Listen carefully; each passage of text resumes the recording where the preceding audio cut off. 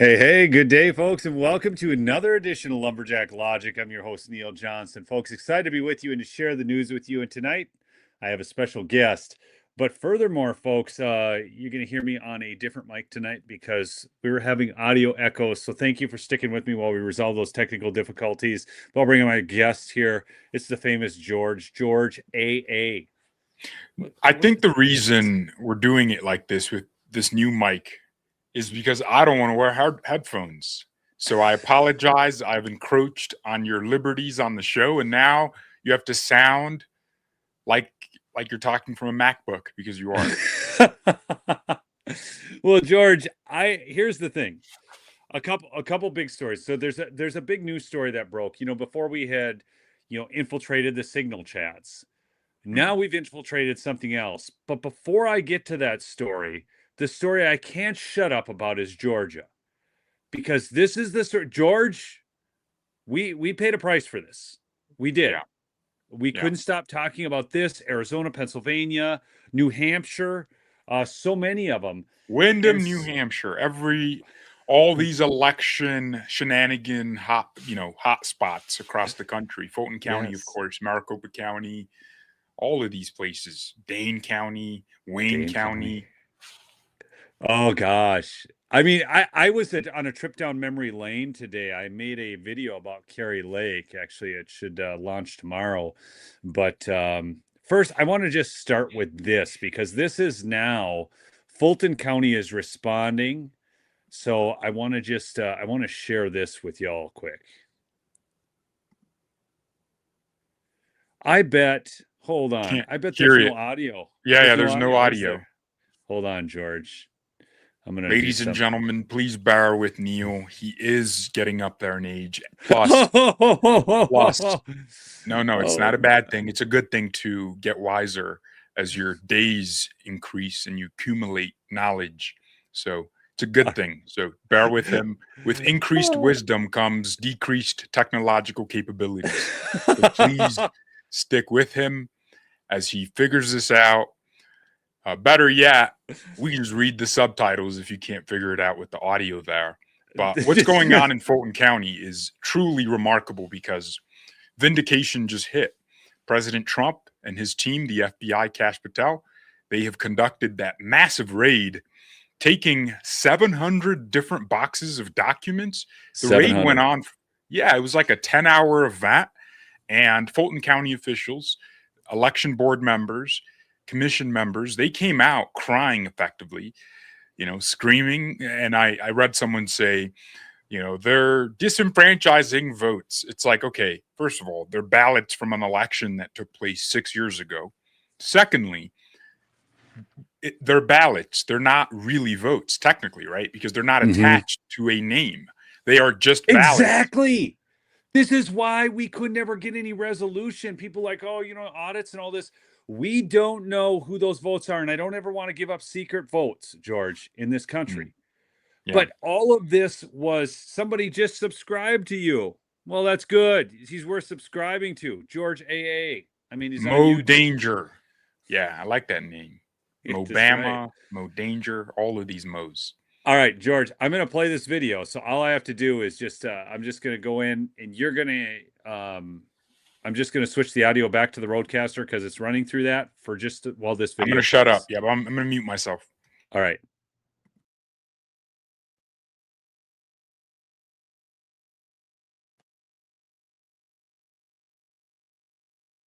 County leaders promising to fight back after the FBI raided the county's election hub in Union City. So here's what we're learning so far. Fulton County officials say that federal agents seized about 700 boxes of the 2020 election materials during Wednesday's surge. Now, warrants show that they're looking for everything from ballots to ballot images, tabulator tapes from voting machines, and voter rolls. Well, tonight, county leaders said that they still do not know where those materials are. 11 Alive's Grace King joins us live now from the Fulton County Government Center. So, Grace, you spoke one-on-one with the Fulton County Chairman, Rob Pitts. What did he have to say tonight?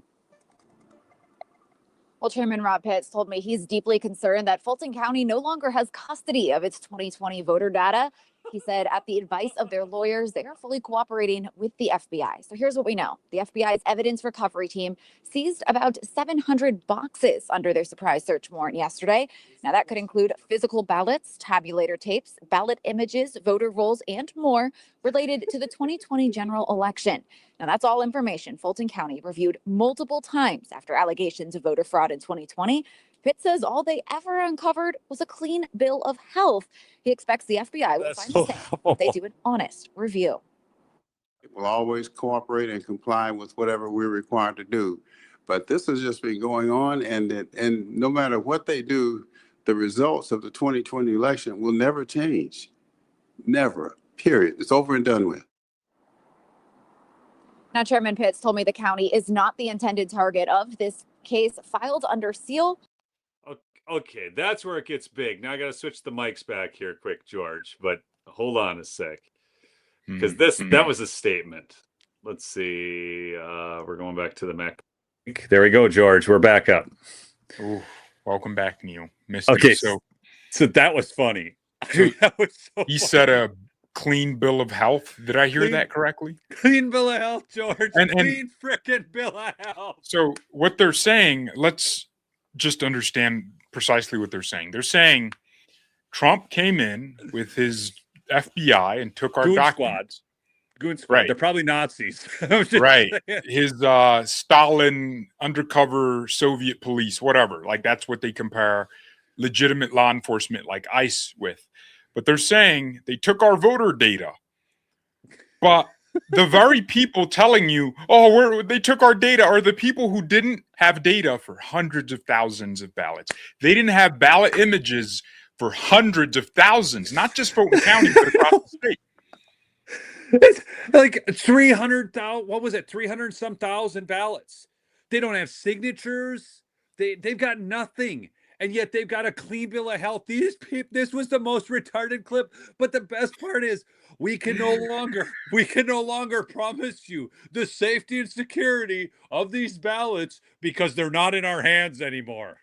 And so I guess that must mean they did it on election night when Ruby Freeman and Shay Moss were going around, just like Oprah, just handing out and keep running these things through tabulators. But yeah, we're supposed to believe that Fulton County is the new victim here. But of course, anyone that's been paying attention, we saw Garland Favorito get massive pushback because he wanted access to the absentee ballots. It took the highest court in Georgia, the Supreme Court, ordering the lower court judge to reinstate the case because voter GA, as it turns out, have standing to sue to challenge the results of their election. So these are the people telling us that, they're the victims and we're perpetrators of election denialism at the highest level. George, I went on Rudy Giuliani's show the other day. So maybe some of you, if you're in the chat, just do me a quick favor, smash the like button, chat in with where you're from. But if anybody saw me on Rudy Giuliani's show, chat in. But Rudy's 81 years old. He is still incredibly sharp, George. He's sharp. And I reached out to Rudy. I talked to his producer. He's going to come on the show. And I cannot wait to have Rudy Giuliani on the show because he got eviscerated over this whole Ruby Freeman crap. Okay. Yep. He lost. You look at what Rudy lost fighting for free and fair elections, George. It's insane. His license, his reputation, the amount of irreparable harm that has been done to Rudy. He's taken the worst of it, probably worse than Trump. Because first off, what they did is it supposedly took place in Fulton County, right? So you'd think if the federal government and these lawyers were going to bring a lawsuit against Rudy Giuliani, they would have done it in Fulton County in a federal court there. They took it to D.C. They took it to D.C. because that's where they had a bunch of Democrat judges and jurors. Everything goes to D.C. That's where they got all the best, not only the best judges, folks, they got the best juries. It's 93% voting Democrat. Yeah. Even now, Trump is in there. The 7% are the people that work for his administration, which is sad. DC is a purely blue city. You can tell by how things go there, how the police do nothing when there's crime rampant. So Rudy Giuliani suffered tremendous damage to his reputation, to his finances. They took millions of dollars from him. They forced him to turn over his assets. All for what? To protect two individuals who were caught on camera doing what we saw. I don't even know if we're allowed to talk about it on YouTube, but it was purely, strictly illegal what was happening. Well, we saw the videos of her. Oh, we're going to do something. I got my daughter. We're going to do something special. She posted here. on Facebook admissions. Admissions. I mean, good night. It's freaking unbelievable. And then what did they get? They got a Presidential Medal of Freedom. Oh, don't remind me. Gosh, I'm reminding you, George, because it's Oh, real. man, Joe Biden gave him the highest civilian honor in the country. And you know what, Neil? Here's what people forget about the 2020 election. Because, it's been so long that a lot of people have just kind of forgotten the technical details. The truth is, it was obvious what they did. In February of 2021, Time Magazine came out and said, yes, we did have a conspiracy. A well-organized, well-coordinated group of NGOs, of election officials, of Democratic officials. We came together to fortify the 2020 election. Fortify. That was the word. Fortify. They admitted it.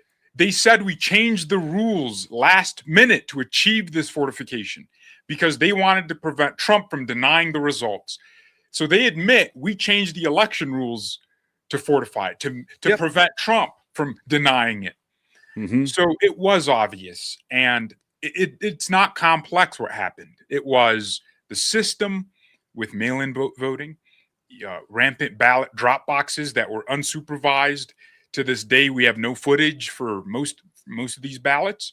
And the ones we do have footage for, George, are pretty damning. Okay. Remember Dinesh? What did Dinesh and that movie show?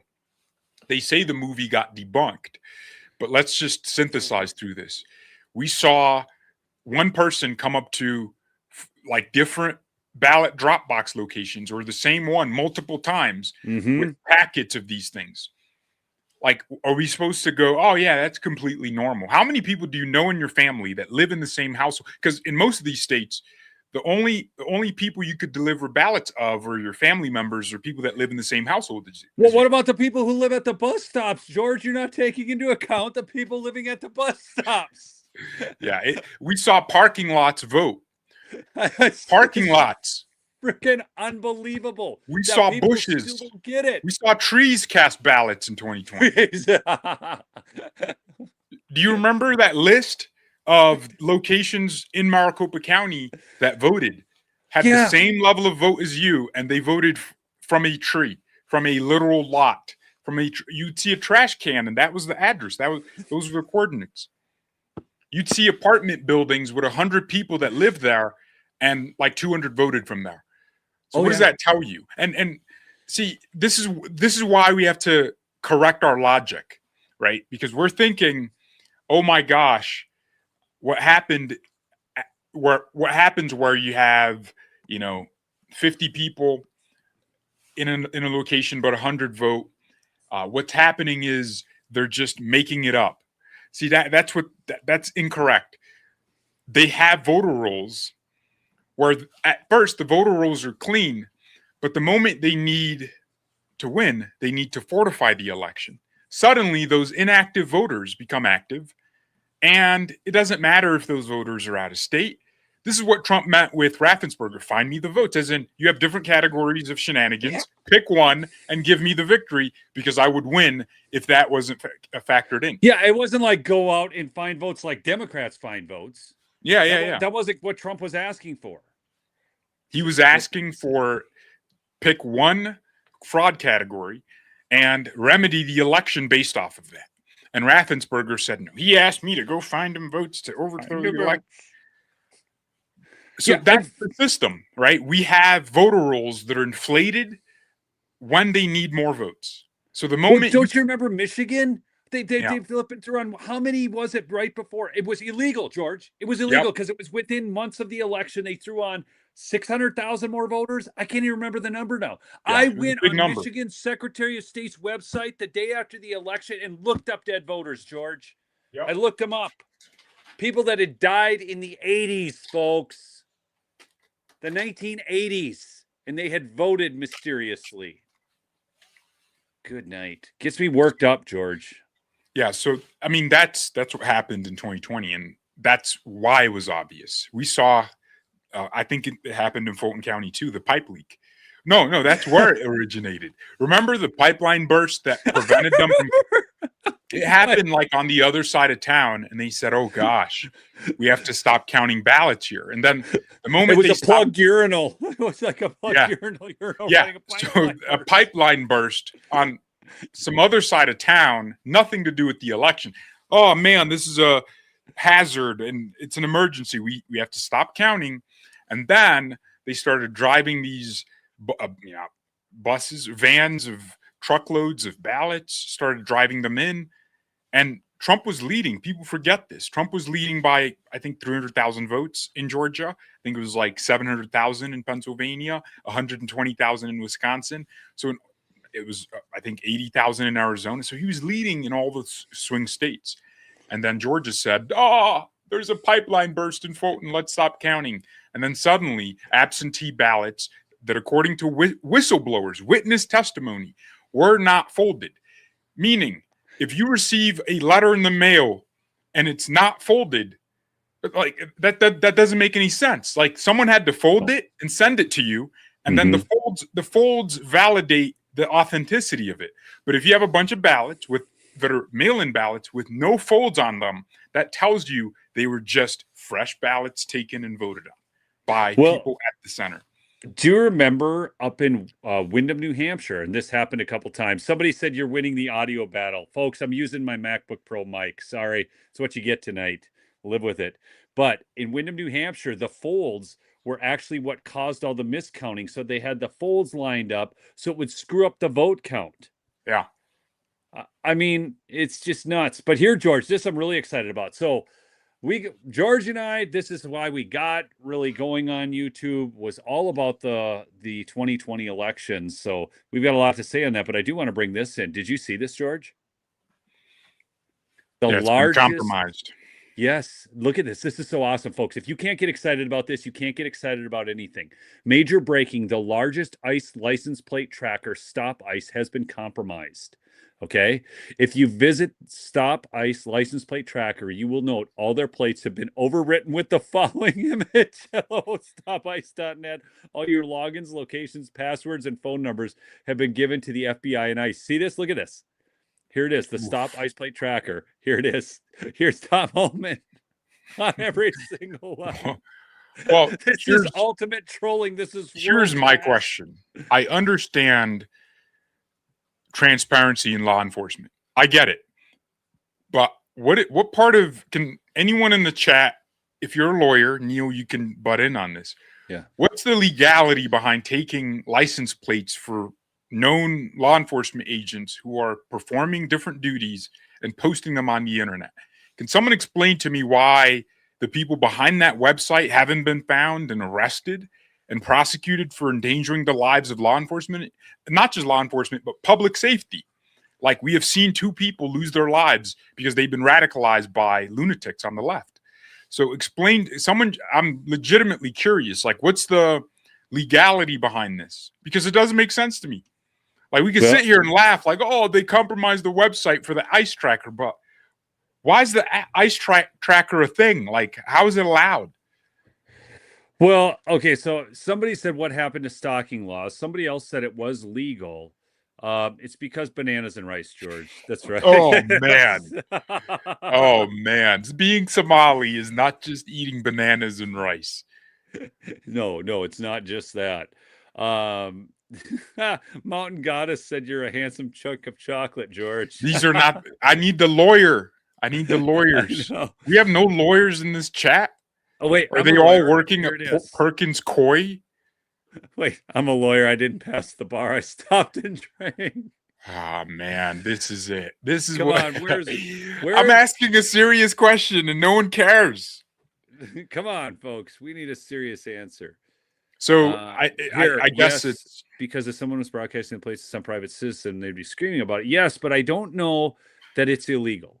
Yeah, so in a public square. Here we go. Somebody says it's definitely against the law because the reason behind taking the plates is to most definitely endanger. Exactly. Okay. So I get like, oh, you can't expect privacy in a public setting, and that goes for public officials as well, law enforcement officials. I get that. Like I get not there's no expectation of privacy in the public. But the difference is the intention, isn't it? Like if you take someone's video and the purpose is to dox them and to expose them, to disparage them, have their name out on a forum, their plate so they can be tracked, have their lives endangered. I feel like there's a difference. Like versus you and I have a camera in public. Someone walks by, they're like, I don't want to be on video. Well, lady, I was talking about Fulton County on this video. I wasn't showing you specifically. You just appeared. So there's a difference. Johnny said it right there. It's obstruction of justice, is it not? Well, this is where I go. So let's just take the license plate tracking off there in and of itself. So just go to these signal chats where they are directing people to obstruct law enforcement, to swarm law enforcement in areas where enforcement actions are taking place. That's got to be illegal. We're not talking. I'm so tired of they're peaceful protesters, and therefore this is what every Democrat elected representative says. They're peaceful protesters and they have a right. What about the First Amendment? We're not talking about the First Amendment. We're not talking about going on a street corner and preaching Jesus, or we're not talking about going out on a street corner and standing up against the government and telling people what you think. This is getting in the way. And now we've got dead people as a result of it. And the left, I don't think they care about the dead people. In fact, I think they want another one, George, because they need them for their campaign ads. They're just running this to the hilt. Otherwise, they would be running out there with whistles and horns that is designed to disorient the law enforcement officers in the first place and cause them to make poor decisions because they can't hear, they can't communicate, and they're disoriented and they're sleep deprived. Come on, man. This is ridiculous. You understand that. You can explain it at length, just like you just did. Why doesn't Kash Patel or Bondi see that? And here's the thing. I don't believe in using the arm and power of the federal government to crush peaceful protest, but that's not what we're seeing. I believe in using the power of the state to eradicate activities like this that might have uncertainty about their legality. For example, why doesn't some of the tech dorks at the federal government just shut these websites down? Like, if Elon still ran Doge, I think he would have used one of these dorks that he has working for him, one of these geniuses, these autistic, computer savvy nerds to go in the back end of these websites, hack them, and just shut them down. Yeah. You know, and a private citizen, I guess, probably did this. I'd be happy if it was done from the government, but covertly. We do these operations in foreign countries. We'll go into foreign. We hacked their entire system, shut down their internet. Like, why can't we do it in this country to protect ICE officers? And not just the ICE officers, but these leftists who think they're Captain Save an Immigrant, save them from themselves, because they think when they go out and push and shove and scream at federal law enforcement agents, they're protecting their Somali neighbors. By the way, those same Somali neighbors would not piss on them if they were on fire. Like, George, do you know what's really funny? So I'm going to tell you something. This is going to sound terribly crazy, but I've got a good friend. He's a rap and hip hop artist. Known him for years. We've done video production together. But here's what happened. One day he's talking about Somalis, and he's black, right? I mean, he's blacker than you, black, okay? And he's, you know, there's a blacker than me. Yeah, they're blacker than you. And so this guy, so he's charcoal, midnight black, okay? He used to work for Prince, actually, in music production.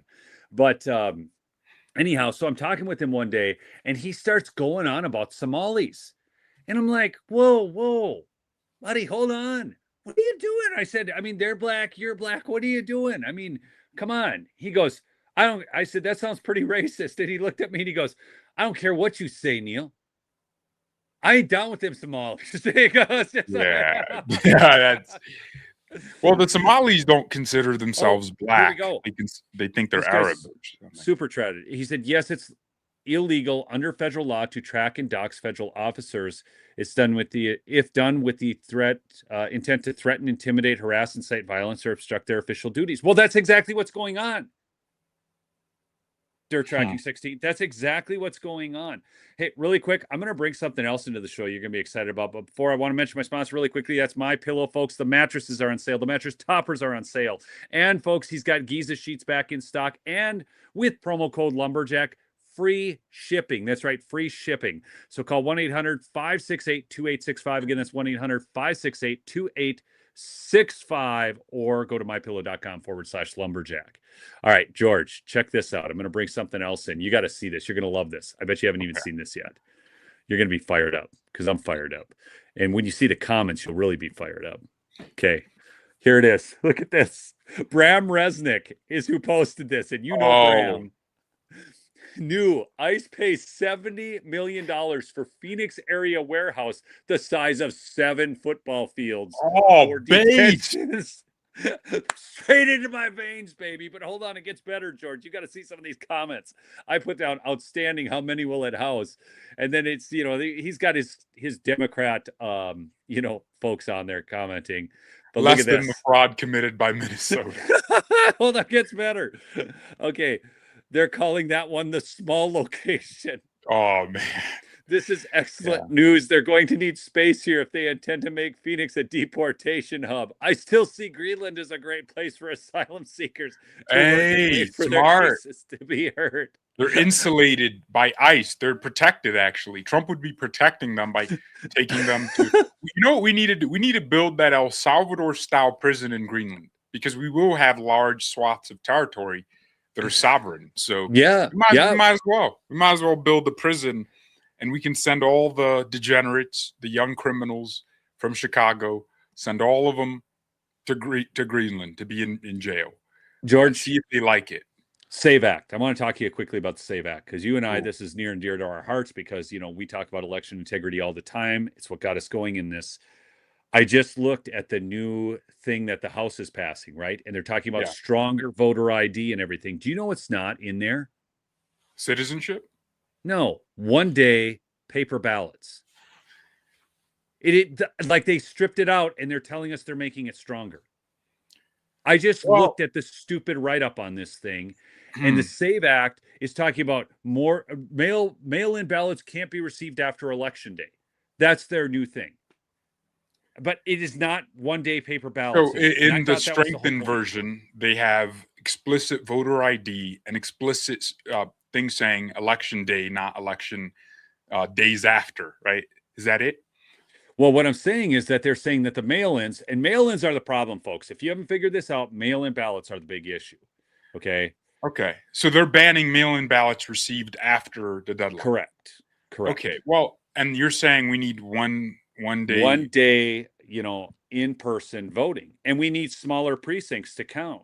Well, I'm going to be honest, Neil. If they can get just that version passed with everything in it, that's a miracle, because you have to get through invoking cloture. You have to invoke cloture on debate, and I don't think the Democrats.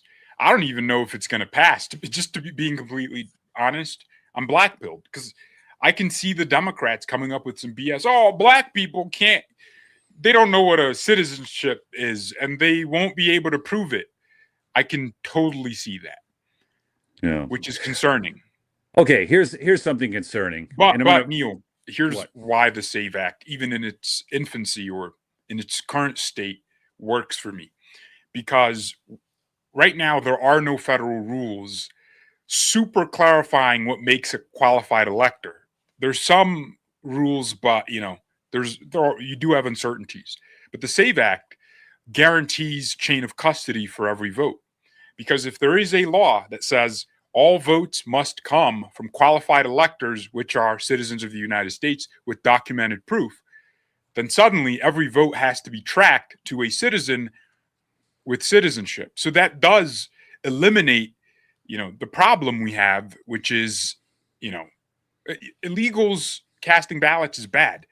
But the bigger problem, I think, is lack of chain of custody.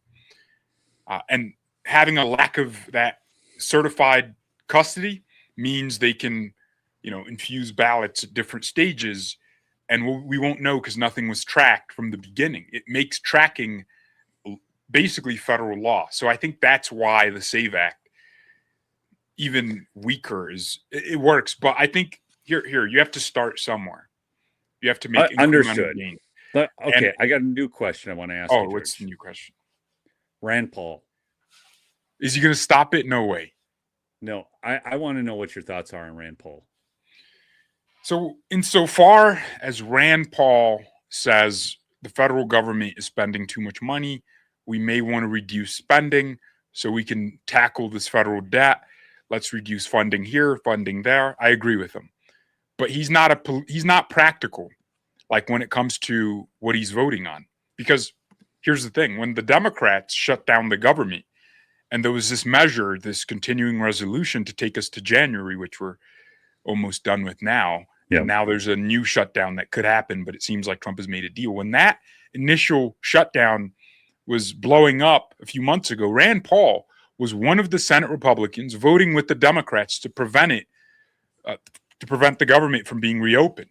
And his justification, Neil, was that the continuing resolution spent too much money. Mm-hmm. But to achieve his goal of wanting more government spending cuts, he voted with the people who were voting no because they thought the government wasn't going to be spending enough money on Obamacare subsidies and other things. So Rand Paul thinks, oh yeah, if I hold my vote, I can use it as leverage. But he's voting with the very people who want the opposite of what he's aiming to achieve. Here's what he should have done. He should have just given his votes to the Republicans and said, and had a real negotiation with the party and said, I want real cuts. We need to deliver on spending cuts, guarantee that, and you'll get my vote again. But giving your vote to the Democrats every time gives you no leverage. You're just a hurdle now. You're not like in a high ground position. You're just a bump in the road that the Republicans have to get past. And they do get past you by making backroom deals with the Democrats, which ultimately end up being worse than if you just went with the initial plan. So that's the problem with them. Exactly. Now, I am speaking specifically about Rand Paul and something. I'm going to bring in another video here quick, George. So I'm going to switch up the audio and just bring this in.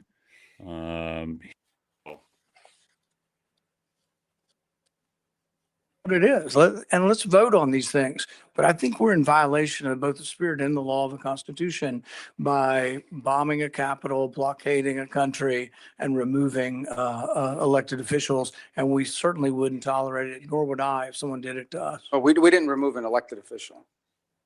We removed someone who was not elected, and it was actually an indicted trafficker in the United States.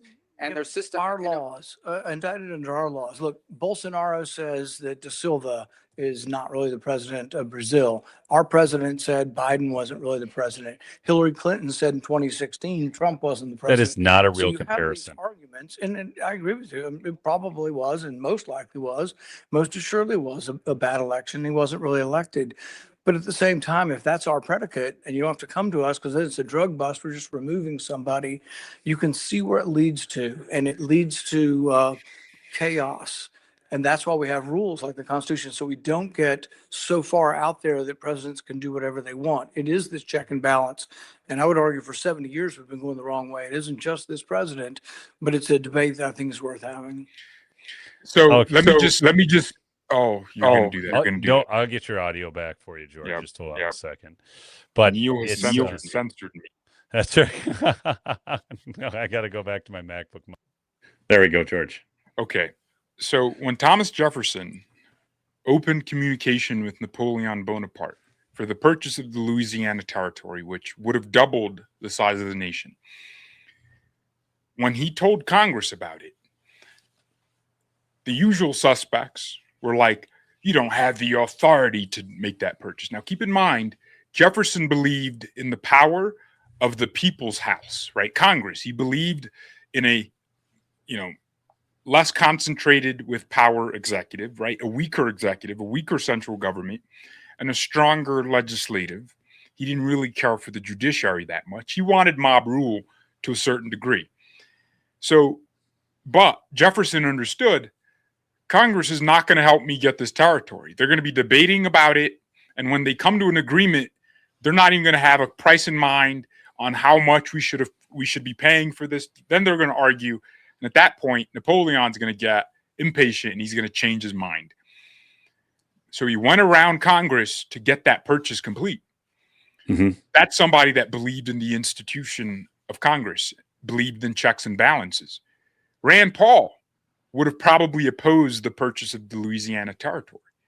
Yeah. And if I'm not mistaken, Kentucky wouldn't be a state, would it? Like, was that not part of the territory? Oh, gosh. That's a great question. I think Kentucky was not part of Louisiana Purchase. Chat in here, folks, if you guys know. I think that was to the east of Louisiana Purchase at that time. Okay, to the east. Okay, yep. That makes sense. Well, whatever territory purchase came before that, Rand Paul would have opposed it. That's the point.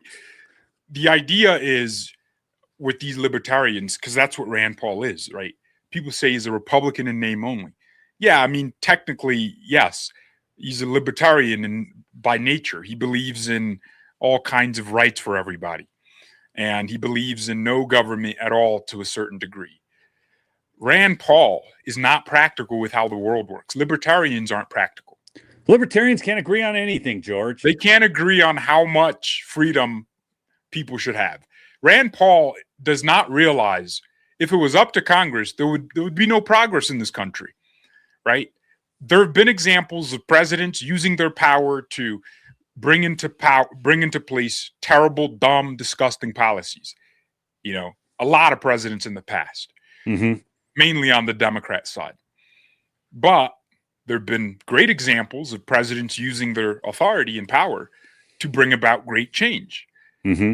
So the office of president has always been an office in this country, the way the founders set it up, where its powers are broad, because the idea is you need some certainty in the system. You need the ability to get things done. The reason the United States is progressing faster than Europe and Europe's economies are contracting is because we have leadership here that can move faster. If we allow Congress and everything to be debated for 5 hours, we're not getting anything done. Look, Rand Paul talks about Venezuela. Look, the reason the United States did what we did is because we had a strategic necessity to do it. Russia and China were embedding themselves in the Western Hemisphere. What that means is over time, Venezuela will, grow further and further away from its neighbors who will rely on us for, protection and everything else. And they will become an antagonistic state as if they weren't already. They will become more antagonistic to the United States. So it's in our national security interest to get something done there. But someone like a Rand Paul doesn't see that superpowers do. Empires have national security interest. And if they don't see those things out, it's only a matter of time before something bad really happens. We're taking Maduro out so we don't have to suffer the consequences of his continued rule in that country. Look what happened with Cuba. Millions of people flooded South Florida. You go to Miami, you're in Mexico at this point because everyone speaks Spanish. Spanish is the first language because Cuba created a humanitarian crisis with communism. If we didn't have a communist regime, we would have probably been living nicely with Cuba. We don't hear about Argentine or Chile immigrants. Or like people from Chile are flooding the U.S. southern border because Chile is a powerful country with a lot of money. So what we hear about is like citizens from Venezuela, obviously, and then we had what was the? Come on, help me out here, George. Was that Brazil where they had not Brazil? What was the other country where they had that fake election? Well, Brazil. It was Brazil. Yeah. So I'm like, man. But anyways, so 2023. Well, this is all part of that Monroe Doctrine, which is now the Donroe Doctrine, right? We need to secure the Western Hemisphere. And so, folks, do me a favor, quick, smash the like. We're going to get to over 4,000 on the stream. But I look at Rand Paul. I was reading something about him the other day, George, and this is what troubled me. The NGOs that Rand Paul had actually voted for funding gives him no credibility to talk about fiscal responsibility. That's where I'm at with that all. I was irritated by that. Oh, hey, I got to mention too, really quick, folks, and I know we're coming up on the end of this stream, but do go give Chapter a call. Save money on your Medicare plan. Average savings $1,100 a year. I had somebody on my channel save $4,000 a year. My mod Michelle saved $2,000. You can see all the comments that have been left over the course of time, but it's 832-761-2660. 20 minutes, possibility of saving big money. So, George, I'll let you close it out. Yeah, thanks for having me. Bye. Bye. We'll catch you later, George. Oh, he's funny as exit. Anyways, thanks so much, folks. We'll see you on the next episode. Peace out.